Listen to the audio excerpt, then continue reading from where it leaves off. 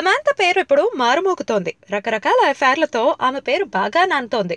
కొంతకాలం సిద్ధార్థ్తో రొమాన్స్ చేసింది సమాంత. ఆ వ్యవహారం పెళ్లి వరకు వెళ్ళింది. ఆ తర్వాత ఇద్దరికి చెడింది. బాయ్ బాయ్ చెప్పుకుని విడిపోయారు. కొంతకాలానికి టాలీవుడ్ లో టాలెంటెడ్ దర్శకుడిగా పేరు తెచ్చుకున్న ఒక ఆయనతో సన్నిహితంగా మెలిగింది. ఆయనతో వరుస సినిమాలు చేసింది. ఇద్దరు కలిసి ఓ స్టార్ హోటల్లో కాపురం పెట్టేశారని కూడా గుసగుసలు వినిపించాయి. ఇప్పుడు ఆ దర్శకుడికి కూడా టాటా చెప్పేసి ఓ పెళ్లి కాని యువ హీరోతో చట్టా పట్టాలేసుకుని తిరుగుతున్నట్టు టాక్ వినిపిస్తోంది. ఆ హీరో కూడా ఉన్నత నట కుటుంబం నుంచి వారసుడుగా వచ్చిన వాడే. ఇద్దరు కలిసి ఈ మధ్య గోవా వెళ్లారట. అక్కడే న్యూ ఇయర్ సెలబ్రేషన్స్ కూడా చేసుకున్నట్టు తెలుస్తోంది. ఈ విషయం ఆ హీరో ఇంట్లో తెలిసిపోయిందట.